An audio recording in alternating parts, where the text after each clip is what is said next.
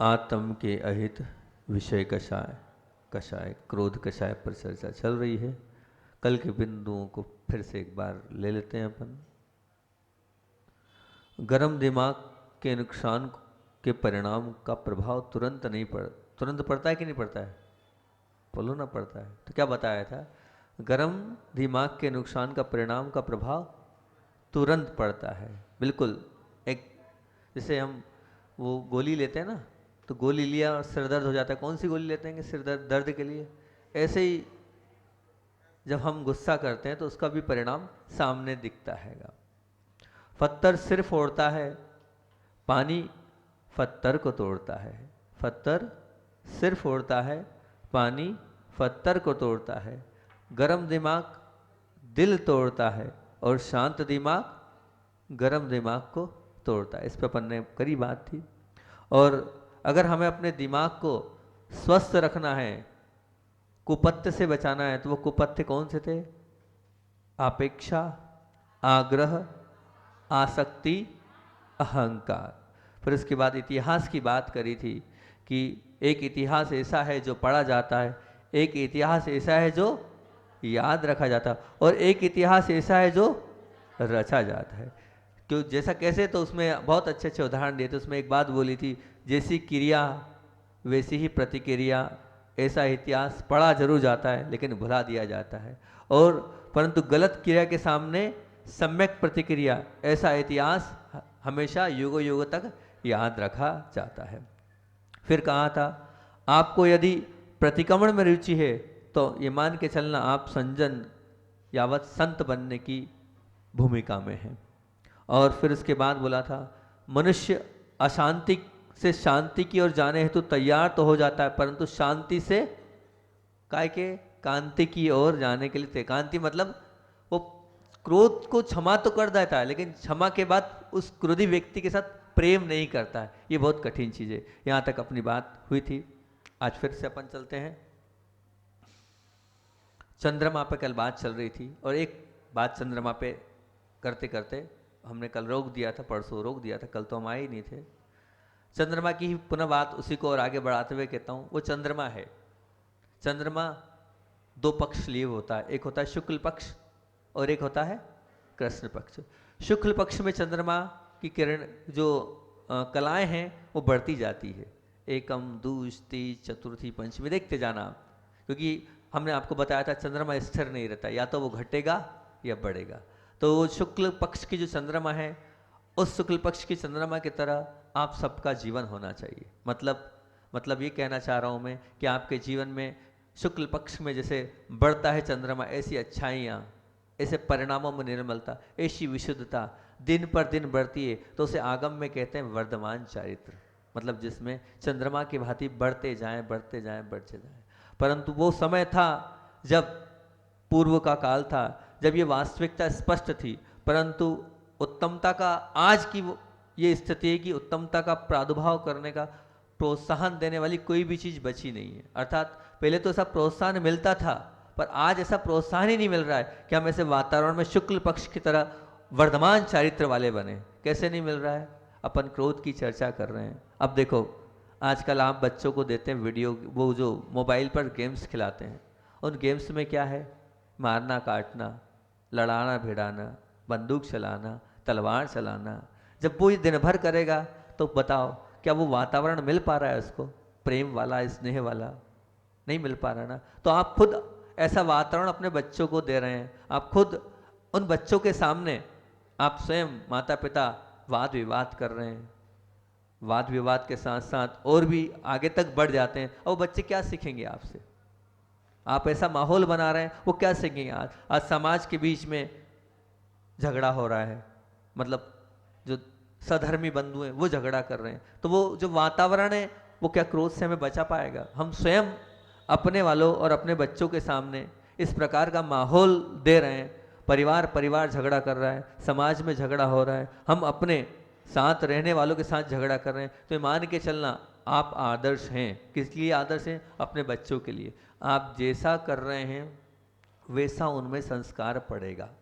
आप अगर तेज आवाज़ में बात कर रहे हैं तो वो भी तेज आवाज़ में बात करना सीखेगा, क्योंकि रह आपके साथ रहा है तो संस्कार तो आपके ही पड़ेंगे ना।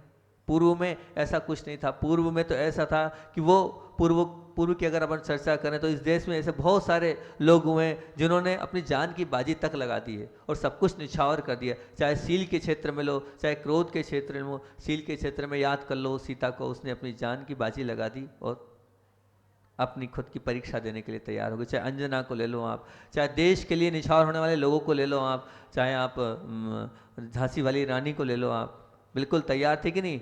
आप हैं इस प्रकार से तैयार अपनी सील के लिए, अपने देश के लिए, अपने परिवार के लिए और अपने संस्कृति के लिए? नहीं, हमारे पास वो माहौल ही नहीं बचा है। परंतु आज तो स्थिति बिल्कुल विपरीत है। कैसी विपरीत स्थिति है? बहुत काम की बात। आज कल क्या था और आज क्या है? कल था मतलब पूर्व में क्या था? पूर्व में हमें परलोक की चिंता थी, परम पद की चिंता थी, परमात्मा की चिंता थी। किस किस की चिंता थी?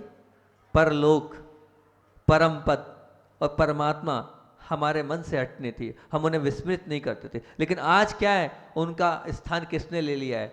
वो ध्यान से सुनना। आज जो 3 बातों ने स्थान लिया है वो बताता हूं। प्रदर्शन, प्रतिस्पर्धा और प्रतिष्ठा, इन तीनों ने स्थान ले लिया आज आपके मन में, हृदय में। आपने ये आत्मसात कर लिया। आपके जीवन में क्या है? प्रदर्शन। आप दिखावा ज़्यादा कर रहे हैं।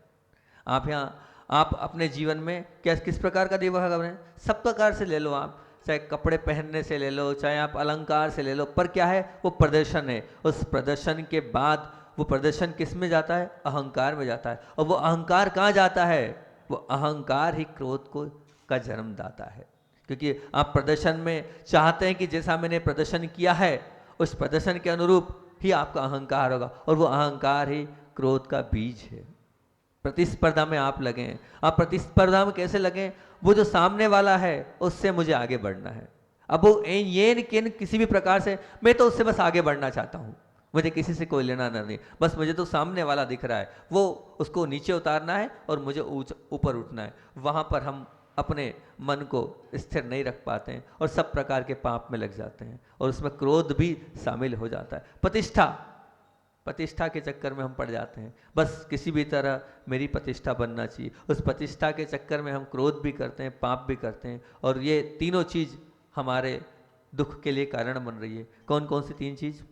प्रदर्शन, प्रतिस्पर्धा और प्रतिष्ठा। एकांत में बैठकर थोड़ा सोचना कि हमारे जीवन में इन 3 स्थानों ने कितना स्थान लिया है, हम कितने इनके वशीभूत हुए हैं, हम कितने इनके कब्जे में हैं, हम कितनी इनकी गुलामी कर रहे हैं, हम कितनी इन बातों को मान रहे हैं।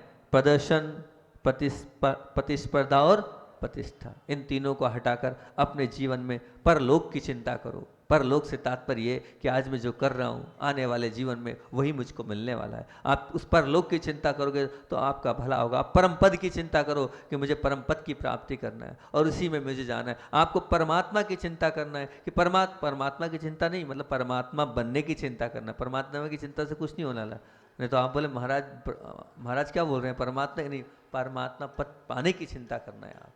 आपके जीवन में ये 3 स्थान आ जाए तो बहुत अच्छी बात है। कौन कौन से? आप परलोक की चिंता करें, आप परम पद की चिंता करें, आप परमात्मा बनने की चिंता करें, उसको अपने मन में बिठाएं और अपने जीवन में से ये 3 चीज निकाल देना। ये तीनों चीज महापाप के कारण है, क्रोध के कारण है, प्रदर्शन, प्रतिस्पर्धा और प्रतिष्ठा। इन 3 चीजों को आप निकालोगे तो आपका जीवन और ऊंचा उठता चला जाएगा। पर है ही नहीं, हमारा आकर्षण तो है ही नहीं इस प्रकार का आकर्षण है नहीं। और प्रतिष्ठा के वातावरण का तो कहना चाहिए इस प्रकार का माहौल है कि हर जगह वही प्रतिष्ठा ही प्रतिष्ठा दिखी। और दूसरी बात और मैं कहूँ साथ साथ में और 4 चीज बोल देता हूँ। समाधि, सत्कार्य, सद्वचन और सद्गुण, ये गौण होते जा रहे हैं हमारे। समाधि से तात्पर्य क्या है? समाधि से तात्पर्य समता। हमारी समता समाप्त होते जा रही है। जहां हमारी समता समाप्त होती है तो निश्चित वो समता क्रोध को जन्म देती है। समाधि हमारी समाप्त, मतलब समता हमारी समाप्त होती जा रही है। सत्कार्य, अच्छे जो करने योग्य कार्य वो हमारे समाप्त होते जा रहे हैं। जो करना चाहिए हम वो नहीं कर रहे हैं, अच्छे कार्य नहीं कर रहे हैं और बुरे कार्यों में लग रहे हैं। अब वो बुरे कार्य निश्चित तौर से गलत हैं और गलत नतीजा गलत ही होता है। ना हम सत्कार्य कर पा रहे हैं और फिर उसके बाद जब सत्कार्य नहीं होते हैं तो सद्वचन भी नहीं निकल रहे हमारे मुख से। जैसे वचनों को हम हित मित प्रिय वचन आगम में कहा है, ऐसे वचन हमारे नहीं निकल रहे और ये वचन नहीं निकलते हैं तो हम क्रोध की ओर झुक जाते हैं। और फिर उसके बाद जब सद्वचन नहीं है, सत्कार्य नहीं है, समता नहीं है तो गुण कैसे आएंगे? इसलिए हमारे अंदर सद्गुण भी नहीं है, हमारे अंदर वो सद्गुणों की कमी आती जा रही है। और इनकी कमी ने किसका स्थान लिया? ये नहीं है तो क्या है? तो अब उसके स्थान पर अभी वर्तमान में जो 4 महादोष है वो आपके जीवन में घर कर गए। इन चारों को निकालना है और इन 4 जो मैंने कहे उनको अपने जीवन में उतारना है। वो 4 कौन कौन से हैं? तो बोले संपत्ति। समाधि के स्थान पर आप संपत्ति को स्थान दे दो, मतलब संपत्ति को दे दो। देना है? अरे बोलो ना, नहीं महाराज जी आप कैसी बात कर रहे हो, नहीं देना है? देना है नहीं। संपत्ति के स्थान पर समाधि को स्थान देना है। संपत्ति के पीछे आज सब लोग पड़े हैं ना सभी लोग, सबके मन में एक ही बात है, ये भी ले लें, ये भी ले लें, वो भी ले लें, वो भी ले लें। सब लोग संपत्ति के पीछे पड़े, समता किसी के पास नहीं है। हम चाहते हैं आप संपत्ति को नहीं, आप समाधि को, समता को आप अपनी संपत्ति बनाओ तो आपका जीवन बहुत अच्छा बनता चला जाएगा। आपने सत्ता को सब कुछ मान लिया है कि मुझे तो बस मेरा पद चाहिए, मुझे तो मेरी सीट चाहिए, और चाहे घर में हो, चाहे बाजार में हो, चाहे वो राजनीति में हो, सब जगह सत्ता का खेल है। सबको बड़ा बनना है, सबको अपने अहम, और जहाँ सत्ता यानी अहम, और जहाँ अहम मतलब क्रोध। अब इस सत्ता को भी आप छोड़ें तो बहुत अच्छी बात है। तीसरी बात, क्रोध का एक बहुत बड़ा प्रमुख कारण सुंदरता। सत्ता, संपत्ति, सत्ता और सुंदरता। आपको अपने सुंदरता पे बहुत अभिमान है, वो अभिमान ही क्रोध को उत्पन्न कर रहा है। आप अपने शरीर को बहुत सुंदर समझ रहे हैं कि मैं जितना सुंदर हूँ, जितने मेरे पास गुण हैं, जो मेरे पास क्वालिटी है, वही सब कुछ है। और उस सुंदरता के कारण आपको अभिमान होता है और वो अभिमान ही क्रोध का कारण है। आप ये मान के चलना, जिस गुण पे आप बहुत अभिमान कर रहे हो, जिस सुंदरता पे आप अभिमान कर रहे हो, वो कितने समय की है। अभी कोई बीमारी हो गई, अभी कुछ हो गया तो धरी रह जाएगी आपकी सुंदरता। कभी सुंदरता पे अभिमान मत करना, अपने गुणों पर कभी अभिमान मत करना, क्योंकि वो अभिमान ही आपको नीचे ले जाने वाला है, क्रोध की ओर झुकाने वाला है। फिर चौथी बात है साठगांठ। साठगांठ से तात्पर्य क्या है? साठगांठ से तात्पर्य ये, अगर मान लो आप किसी बड़े व्यक्ति से जुड़े हुए हैं तो बस वो साठगांठ हो गई, आप उसके माध्यम से सबको दबाना चाहते हो। मान लीजिए आप सीएम से, मुख्यमंत्री से आपका परिचय, मान लीजिए विधायक से परिचय, मान लीजिए सांसद से परिचय, मान लीजिए एसपी से परिचय, जिस भी बड़े व्यक्ति से आपकी साठगांठ है। अब उस साठगांठ के कारण आप अपने आप को अभिमानी मानते हो और उस अभिमान से आप क्रोध करते हो, सबको दबाने का प्रयास करते हो कि हाँ क्या समझते हो, मैं जानते हो वो जो सीए का पीए है कहाँ से अपने है, या वो विधायक है, विधायक का जो वो है वो कहाँ से मेरे पास, ये अब ये जो अभिमान आया, ये जब अभिमान आया तो अब अपन ने उसी अभिमान से अपन ने क्रोध की उत्पत्ति हुई। क्रोध कहाँ से उत्पन्न हो रहा है? अपन बहुत बारीकी से चल रहे हैं, बहुत अंदर तक जा रहे हैं। तो 4 चीजें हमारे जीवन में होनी चाहिए, वो नहीं होकर ये 4 चीजें हमारे जीवन में हैं। क्या? समाधि, सत्कार्य, सद्वचन और सद्गुण। उनका स्थान किसने ले लिया है? तो संपत्ति, सत्ता, सुंदरता और साठगांठ ने, इसी ने सब कुछ। इसीलिए आप पूर्व में जाके देखना, पूर्व में हमारे जो पूर्वज थे वो कम संपत्ति के बावजूद भी खुश थे, बहुत प्रसन्न थे और स्वस्थ थे। आज आपके पास अकूत संपदा है, उसके बाद भी आप स्वस्थ नहीं हैं, उसके बाद भी आप अपने आप को मान रहे हैं प्रसन्न, नहीं मान रहे। ना आपके पास प्रेम है, ना आपके पास प्रसन्नता है, ना आपके पास स्वस्थता है। क्यों? क्योंकि आपके जीवन में संपत्ति, सत्ता, सुंदरता और साठगांठ ने स्थान ले लिया है आपके जीवन में। इसके साथ साथ किसने ले लिया? प्रदर्शन ने, प्रतिस्पर्धा ने और प्रतिष्ठा ने स्थान ले लिया। ये चीजें आपके मन में घर कर गई, या आपके हृदय में वास कर गई है। इसीलिए आपके पास क्या नहीं है? सब कुछ होते हुए प्रसन्नता नहीं है और सब कुछ होते स्वस्थता नहीं है। एक और विशेष बात रखता हूँ, भूतकाल को हम क्या है, ये तो हमारी कर्म सत्ता का विषय है। भूतकाल में क्या थे हम नहीं जान पाएंगे। क्यों? वो कर्म सत्ता का ज्ञान है कि भूतकाल में क्या थे। वर्तमान में क्या है ये हम जान सकते कि वर्तमान में भैया हम फलाने चंद जी हैं और बंटी मामोरा में रहते हैं, ठीक, कोई बात नहीं। और परंतु अब हमें भविष्य को जानना है तो भविष्य भी परमात्मा बताएं। वो तो भविष्य का क्या होगा वो तो परमात्मा जाने, केवल ज्ञानी का विषय है, नहीं जान सकते। मतलब क्या, भूतकाल में हम जा नहीं सकते, मतलब भूतकाल में हम लौट नहीं सकते, ठीक है ना। और भविष्य में को हम वर्तमान में ला नहीं सकते। भविष्य में क्या होगा अभी कोई अवधि ज्ञान तो है नहीं, या कोई बैठा किसी को है तो नहीं अवधि ज्ञान, नहीं है ना हाथ, ठीक। तो अवधि ज्ञान है नहीं, तो भविष्य क्या होगा उसको हम वर्तमान में ला नहीं सकते। तो हम एक काम तो कर सकते हैं, क्या कर सकते हैं, एक काम ये कर सकते हैं कि मौत के साथ ही जाने वाला हमारा जो वर्तमान है उसका हम सदुपयोग करें।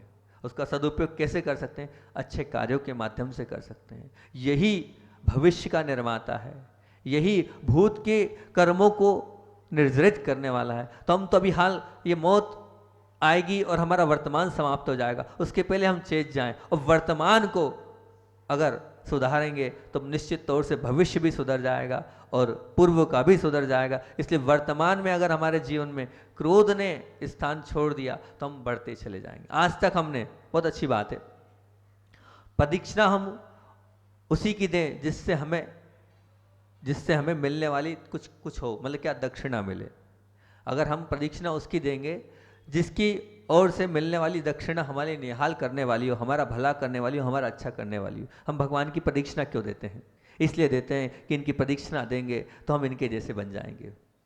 हम प्रदक्षिणा क्यों देते हैं, सम्यक दर्शन की प्राप्ति हो, पहली प्रदक्षिणा में भावना होती है। सम्यक ज्ञान की प्राप्ति हो, दूसरी प्रदक्षिणा में भावना होती है। तीसरी प्रदक्षिणा जब देते हैं तो बोले सम्यक साहित्य की भावना, सम्यक साहित्य की प्राप्ति हो। सम्यक दर्शन, सम्यक ज्ञान और सम्यक साहित्य की प्राप्ति से हम 3 प्रदक्षिणाओं को देते हैं। 3 प्रदक्षिणा का जो उल्लेख मिलता है वो यही मिलता है कि हमें चारित्र की प्राप्ति करना है। इस चारित्र की प्राप्ति सम्यक दर्शन, सम्यक ज्ञान और सम्यक साहित्य अगर हमारे पास है तो और बलवत्त हो, और दृढ़ हो, और आस्थावान हो। इसलिए हम 3 परिक्रमा प्रभु की लगाते हैं। तो प्रदक्षिणा हम उसी की दें जिसकी ओर से मिलने वाली दक्षिणा हमें निहाल कर देने वाली हो। इसलिए हम निहाल होना चाहते हैं, इसलिए भगवान की प्रदक्षिणा देते हैं। तो हम भी यही कह रहे हैं कि क्रोध की हमने और आपने खूब प्रदक्षिणा दी, खूब प्रदक्षिणा दी, और वो आपको निहाल भी कर रही है। परंतु अब क्रोध की प्रदक्षिणा देना बंद कर दें। अब तो किसकी दें, अब तो आप शांति और प्रेम की प्रदक्षिणा देने लगे। शांति और प्रेम की प्रदक्षिणा दोगे तो निश्चित तौर से आपका जो निहाल होना चाहिए वास्तविकता में वैसा निहाल होने लग जाएगा। पर कब होगा, जब आप शांति और प्रेम की प्रदक्षिणा दोगे। क्रोध की प्रदक्षिणा नहीं देना है, क्रोध को निकालना है, क्रोध को बाहर करना है, तब हम शांति और प्रेम की प्रदक्षिणा दे पाएंगे। और जहाँ शांति और प्रेम की प्रदक्षिणा देंगे तो निश्चित तौर से फिर वो प्रदक्षिणा दी है उसके साथ तो आपके साथ उसका पाणी ग्रहण हो ही जाएगा, वो आपके साथ विवाह आपके साथ हो ही जाएगा। वो अगर हुआ तो आपका निश्चित तौर से कल्याण होना ही हो। एक बात और रखता हूँ आपके सामने, थोड़ी सी अलग सी है लेकिन चल रहा है तो रखना चाहिए। कपड़े का मेल यदि आप दूर करना चाहते हो ना तो कपड़ों पर आपको साबुन अच्छे से रगड़ कर लगाना पड़ती है। क्यों, अब वो महीनों के कपड़े गंदे हैं तो आप बिल्कुल उसको अच्छे से रगड़ कर साबुन लगाते हो और साफ होते हो। आप लोगों को तो ज़्यादा अनुभव होगा कि नहीं अनुभव, वॉशिंग मशीन का ज़माना है, ज़्यादा गंदे हो तो वॉशिंग मशीन में भी साफ नहीं होंगे, आपको अच्छे से साबुन लगाना पड़ेगा, तब वो कपड़े की वो जो गंदगी है, वो जो तेल लगा हुआ है वो साफ होगी। शरीर में कोई अगर मान लीजिए आप कोई रोग, मान लो पेट में दर्द हो गया है, अब वो पेट के दर्द के लिए उसको दूर करना चाहते हो तो उसके प्रति आपको गंभीर होना पड़ेगा। क्या खाया मैंने, क्या खाना चाहिए मुझे, अब क्या मुझे ध्यान रखना चाहिए, कौन सी औषधि लेना चाहिए, क्योंकि पेट दर्द ऐसा दर्द है कि क्या पता कौन सी बीमारी है, क्या पता क्या हो जाएगा, तो हमें गंभीरता से उसको लेना पड़ता है। बस मान लीजिए तीसरी बात, कोई क्योंकि बच्चे लोग जो क्या खेलते हैं आजकल, बहुत ज़्यादा खेलते हैं, क्या, उसी का उदाहरण लेते हैं, क्रिकेट। तो जो क्रिकेट खेलते हैं तो गेंदबाज जो है ना, वो बल्लेबाज को आउट करने के लिए वो इस प्रकार से अपने आप को रणनीति, कूटनीति सब तैयार करता है कि किसी प्रकार से भी उस बल्लेबाज को मैं आउट करूं। वो जो बल्लेबाज है उसके प्रति धिक्कार भाव उसके अंदर होता है।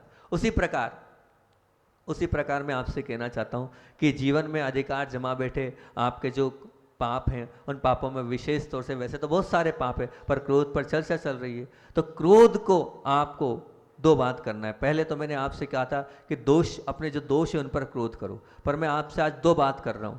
वो तो एक बार हो गई थी, लेकिन आज मैं कह रहा हूं क्रोध के प्रति, जो आप क्रोध कर रहे हैं उसके प्रति धिक्कार भाव, पहला भाव रखो आप। क्या भाव, धिक्कार। जब भी क्रोध करो तो क्रोध करने के बाद आपके अंदर ये परिणाम आने चाहिए कि मैंने बहुत गलत किया। हमेशा अपनी आत्मा में गलानी होनी चाहिए। आप जितना अपने आप को धिक्कारोगे उतना क्रोध आपका शनि शनि कम होगा। और उसके साथ धिक्कारने के साथ सबसे बड़ी बात यह है कि हमारे यहाँ प्रायश्चित के लिए, प्रतिक्रमण के लिए कहा आएगा। तो प्रतिक्रमण हमने कर लिया तो हमने जो क्रोध किया है उसके पाप से हम धुल जाएंगे, क्योंकि हमारे अंदर धिक्कार भाव जाए, मैंने पाप किया है, ये गलत किया है, मैंने ये गलत किया है। ये धिक्कार भाव आपको क्रोध करने के बाद लाओगे तो निश्चित तौर से वो आपका क्रोध चलता चला जाएगा, निकलता चला जाएगा। लेकिन होना चाहिए क्या? धिक्कार भाव।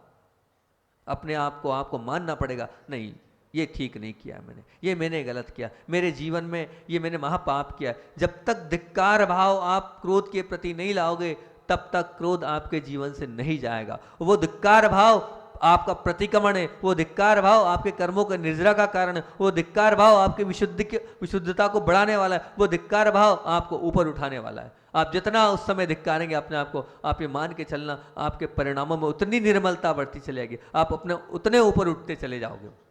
भले ही सामने वाले से आप नहीं क्षमा मांग पा रहे हो डायरेक्ट जाकर, लेकिन अंदर ही अंदर आपने जो धिक्कार लिया ना वो बहुत अच्छा भाव है। कल मैंने सोचा कि हमें धिक्कार भाव पर भी बोलना चाहिए। ये भी अपने आप में बहुत बड़ा एक कहना चाहिए शस्त्र है, कहना चाहिए ढाल है अपने क्रोध से बचने के लिए। जहां आप बार बार धिक्कारेंगे अपने आप वो चीज आते चले जाएगी, सहजता सरलता आती चली जाएगी और स्वयं आप क्रोध करना बंद कर देंगे। पर वो धिक्कार भाव। और दूसरी बात, पहले मैंने कहा था आप अपने दोषों पर क्रोध करो, पर मैं अब एक बात और बोल रहा हूं, अब दोषों पर नहीं, क्रोध पर क्रोध करो। क्रोध पर क्रोध करो मतलब क्रोध पर क्रोध करने से ये बात बोल रहा हूं कि जहां क्रोध आपने किया तो फिर अपने आप पर क्रोध करो आप। एक तो है धिक्कार भाव, अब तूने ठीक नहीं किया, तूने गलत किया, तेरे लिए प्रायश्चित मिलना चाहिए, तेरे लिए प्रायश्चित मिलना चाहिए। कोई ना कोई प्रायश्चित दो आप, कोई ना कोई इस प्रकार की अपने लिए पनिशमेंट मिलना चाहिए जिससे लगे कि हाँ मैंने गलत किया। मतलब क्रोध पर भी आपको क्रोध करना है। जब आप क्रोध पर क्रोध करोगे तब कहीं जाकर आप अपने क्रोध को जीत पाओगे। धिक्कार भाव और क्रोध पर क्रोध करना आपके जीवन में से क्रोध को निकाल देगा, क्योंकि ये जो आपके अंदर बैठा लिया है आपने, किसको बैठा लिया है? क्रोध को। वो सामान्य से आप उस पर मतलब गंभीर नहीं हो रहे हो, उसके प्रति आपने इतनी शक्ति नहीं दर्शाई है जितने आपको शक्ति दर्शाना चाहिए। और वो जब दर्शाओगे तब वो क्रोध आपके जीवन से बाहर होगा। जैसे मान लीजिए कोई खून करने आया है तो वो दुश्मन को परास्त करने के लिए आपको हृदय में जितना क्रोध होता है ना कि ये मारने आ रहा है, तो वो आप बिल्कुल तैयार रहते हैं। ऐसे ही अगर आपके ये आत्मगुणों को लूटने आया है क्रोध, वो भी एक प्रकार का शत्रु है, उसको भी एक प्रकार का शत्रु मानो और फिर उस पर क्रोध करो, बड़ा आनंद आएगा। क्रोध पे क्रोध करने का आनंद ही अलग है।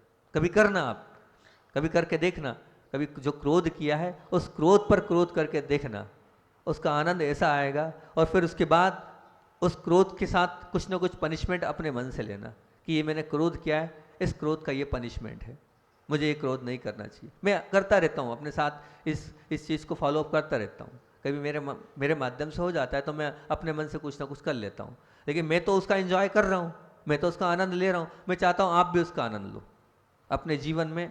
मतलब हम जब शुरुआत में थे, दीक्षा हुई, दीक्षा होने के बाद हम लोगों ने क्या किया, एक पुण्य सागर जी महाराज जी थे, हमारे साथी हैं वो, तो मूलाचार है। हालांकि प्रतिक्रमण तो हम दिन में 3 बार करते ही करते हैं, तो बात ही बात में ऐसा लगा कि अपन ये मूलाचार को वो सार गर्भित पॉइंटों में गर्भित करें, और गर्भित करने के बाद अपन सुबह से लेकर शाम तक की उसकी दिनचर्या में ढालें उसको, और ढालने के बाद अपन नंबरिंग सिस्टम करते हैं।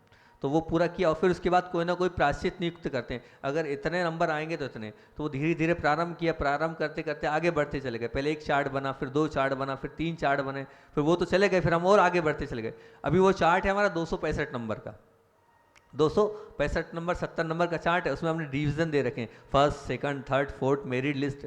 अब जिसमें जितने नंबर आते हैं हम उतने वैसे कर लेते हैं, उसमें प्रायश्चित निश्चित कर लिए। अगर ये आएगा तो एक रस का त्याग हो जाएगा, या हम उस दिन खड़े होकर पूरे कार्य करेंगे, या फिर हम उस दिन जो है मान लीजिए आहार में ये करेंगे, या उस दिन हम प्रयास करेंगे कम से कम बोलने का।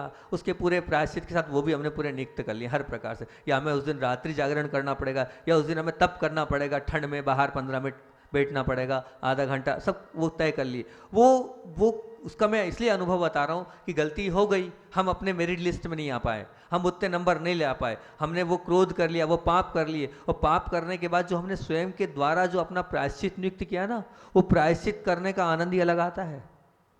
अब क्यों मैंने गलती करी थी, अब मुझे आधे घंटे ठंड में बाहर बैठना है, वो जो आधा घंटा रहता है ना, वो बहुत विशुद्धि वाला होता है, उसमें जो परिणामों में निर्मलता आती है वो अलग ही आती है, अलग ही अनुभव होता है। अभी तक बहुत दिनों से वो मेरा चार्ट फॉलो नहीं हो रहा था, लेकिन उस दिन एक साथ दो खुशी मिल गई तो मैंने वो प्रारंभ कर दिया चार्ट। अभी हाल उस दिन बड़े बाबा जब इतनी सहजता से बैठ गए और उस दिन जब पानी भी निकल गया तो मैंने कहा क्या गिफ्ट करें हम बड़े बाबा के चरणों में, क्या उनको उपहार दें हम बड़े बाबा। तो मुझे लगा बहुत दिनों से वो चार्ट फॉलो नहीं कर पा रहे, शुरुआत में 2-4-8 दिन या चतुर्मास में किया, वो बंद हो गया हमारा चार्ट। तो मैंने कहा अब अपन वही नियम लेते हैं, तो अभी वही हम चार्ट फॉलो करते हैं। तो थोड़े से गंभीर हो जाते हैं तो लोग बोलते हैं महाराज जी क्या हो गया आप, अरे हम तो अपने स्वरूप में आए हैं, उसमें क्या क्या हो गया, थोड़ी सी गंभीरता आती नहीं है और आप लोग गंभीर हो जाते हो, महाराज जी कोई स्वास्थ्य खराब है, कुछ है। नहीं नहीं, कोई स्वास्थ्य खराब नहीं है, हम अपने आप में आ रहे हैं, साधु का स्वरूप है। वैसे अंदर से तो प्रसन्न है हम, और आपको लग रहा है हम बाहर से आपको देख नहीं रहे हैं, आपको अच्छे से प्रसन्नता से वो नहीं कर रहे, नहीं, ऐसा कुछ भी नहीं है ना कुछ है, वो तो कहीं ना कुछ ना कुछ हमारा अपना खुद का वो रहता है तो हम करते रहेंगे, तो उसका अन्यथा मतलब, लेकिन उसका आनंद बहुत आता है। तो आप भी अपने जीवन में ऐसा कुछ कर सकते हो, ऐसा कुछ करोगे तो बहुत अच्छा लगेगा, आपको बहुत आनंद आएगा, कुछ ना कुछ ऐसी पनिशमेंट आपकी रहेगी। और फिर खुद देखना वो जो पनिशमेंट करने का आनंद कितना आता है। पनिशमेंट ऐसा देना जिससे शरीर को कष्ट हो, शरीर को वेदना हो, तो वो वेदना होगी जरूर लेकिन बहुत आनंददायक वेदना होगी। इस प्रकार से कर सकते हैं। तो मैंने कहा था आपको कि हल्के कपड़ों से, मतलब वो हल्के हाथों से अगर आप कपड़े धोएंगे तो बिल्कुल वो साबुन का कोई असर नहीं होगा, साबुन खूब तेज लगानी पड़ेगी, खूब तेज आपको धोना पड़ेगा, तब कहीं जाकर आप क्रोध को, तब कहीं जाकर उस गंदे मेल को समाप्त कर पाओगे। इसी प्रकार अपने जीवन में घर कर बैठे इस क्रोध को अगर आप समाप्त करना चाहते हो तो उसके लिए आपको स्वयं को बहुत गंभीर होना पड़ेगा। उस क्रोध के अंदर दो बातों को आपको रखना है, गंभीरता से उस पर विचार करना। कौन सी दो? धिक्कार भाव और क्रोध पर क्रोध करना, क्रोध पर क्रोध करना और धिक्कार भाव, इनको आपको ध्यान रखना। अपना समय लगभग हो गया है, तो आज की विशेष बातों को फिर से ले लूँ। मेरे आज बहुत विशेष सोच के जो दो बातें बोली थी वो प्रमुख थी। वो क्या थी? परम पद, परलोक, परम पद और परमात्मा विस्मृत नहीं करना है, बल्कि उन्हें अपने जीवन में उतारना है। और किनको विस्मृत करना है, किनको भूलना है? प्रदर्शन, प्रतिस्पर्धा और प्रतिष्ठा को। और दूसरी बात बोली थी कि समाधि, सत्कार्य, सद्वचन और सद्गुण, इनको गौण करना है। संपत्ति, सत्ता, सुंदरता और साठ गांठ को क्या करना है? लाना है, बहुत बढ़िया, हटाना है, हाँ ठीक है। और फिर उसके बाद अगली बात हमने आपसे करी थी बहुत अच्छी, जो हमें प्रदक्षिणा के ऊपर याद आई, तो हमने बोली थी प्रदक्षिणा हम उसी की दें जिसके माध्यम से हमें क्या मिलने वाली है? दक्षिणा मिलने वाली है, जो हमें निहाल कर देने वाली है। तो हमें प्रदक्षिणा देनी है शांति और प्रेम की। इसी की प्रदक्षिणा देंगे तो हमारा कल्याण होता चला जाएगा। और दो बात अंतिम थी, धिक्कार भाव और क्रोध पर क्रोध करना। आपके जीवन में धिक्कार भाव घर करे और क्रोध पर आप पुनः क्रोध करें। आपने पिछली बार हमने कहा था द्वेष पर, अपने दुर्गुणों पर क्रोध करना है, लेकिन आप क्रोध को भी दुर्गुण माने और क्रोध पर भी क्रोध करेंगे तो आपका जीवन ऊपर उठ जाएगा। समय हो गया है, आचार्य श्री का सुनना है। अब टाइम हम याद ही नहीं रख पाते कितनी, चलो करते सुनाते हैं हम, एक्स्ट्रा तो सही, एक्स्ट्रा ही सही। एक बहुत पुरानी घटना हम आपको सुनाते हैं। 25 अप्रैल 2002 की घटना है ये, हम भी वहीं थे। भोपाल महावीर जयंती की चर्चा है ये। आचार्य भगवंत महावीर जयंती मनाने के लिए वहाँ पर जो ग्राउंड है वहाँ पर गए थे, जहाँ पर ध्वजारोहण होता, मतलब होता ना 15 अगस्त 26 जनवरी पर परेड ग्राउंड, वहाँ पर गए पूरे सत्संग। और इतनी पब्लिक, अथाह पब्लिक थी वहाँ पर, और उस पब्लिक के बीच में से आचार्य श्री आ रहे थे और उत्साह के साथ पूरी भोपाल की राजधानी की जनता ऐसे ऐसे जयकारा कर रही थी, गुरु गरिमा गुणगान इस प्रकार से कर रही थी। और उसी बीच बड़े बड़े नेता, वो तो राजधानी है तो बड़े बड़े लोग तो आते ही हैं वहाँ पर। अब उसी बीच में एक बहुत बड़े व्यक्तित्व गुरुजी के साथ चल रहे थे और गुरुजी को देख रहे थे, परंतु गुरुजी ख्याति पूजा लाभ से, नारेबाजी से उनको कोई नहीं, वो तो अपने नीचे देखते देखते देखते देखते आगे बढ़ते जा रहे थे और पीछे पूरी इतनी सारी अथाह जनता उनके पीछे चल रही थी। तो जब वो व्यक्ति उनके सज्जन थे जो उनके बाजू से चल रहे थे, उन्होंने कहा आपकी जो काया है ये तो पंचम काल की है, आपकी काया ये तो पंचम काल की है, लेकिन आपकी जो आत्मा है ये तो चतुर्थ काल की है। उन्होंने कहा, उस व्यक्तित्व ने, आपकी जो आत्मा है ये चतुर्थ काल की है, लेकिन ये आपकी आत्मा शरीर जो है पंचम काल का है। तो आचार्य श्री ने बहुत अच्छे से उसका उत्तर दिया, भैया आत्मा तो अनंत काल की है, पंचम और चतुर्थ काल की नहीं है। आत्मा तो अनंत काल की, ना चतुर्थ काल की है, ना पंचम काल की है, बस शरीर ये बदलता जा रहा है। फिर उन्होंने दूसरी बात बोली, वर्तमान में इतना बड़ा संघ देखने में नहीं आता है, आप इस विशाल संघ के नायक हैं। क्या कहा? आप इस विशाल संघ के नायक के। तो आचार्य श्री ने तपाक से जवाब दिया और उन्होंने कहा, मैं किसी संघ का नायक नहीं हूँ, मैं तो अपनी आत्मा का ज्ञायक हूँ, मैं तो अपनी आत्मा का ज्ञायक हूँ। मतलब क्या है, वो ये कहते हैं कि ऐसे, मतलब इस प्रकार के इस किंचन धर्म के स्वामी हैं कि आचार्य भगवान स्वयं नित्य नए इतिहास को लिखते हैं, लेकिन लिखते अपनी आत्मा को ही है। सब कुछ करने के बाद भी वो क्या कहते हैं, मेरा कुछ नहीं है, सबका उनका पुण्य था तो वो हो गया। इसी बात को लेकर सूर्योदय शतक में बहुत अच्छी लाइनें लिखी, वो मैं आपको सुनाता हूँ। गायक बन, गायक पर ही बनिए, गायक बन गायक नहीं, गायक बन गायक नहीं, पाना है विश्राम, लायक बन नायक नहीं, जाना है शिवधाम। बोलिए आचार्य भगवान विद्यासागर जी महामुनि राज की जय।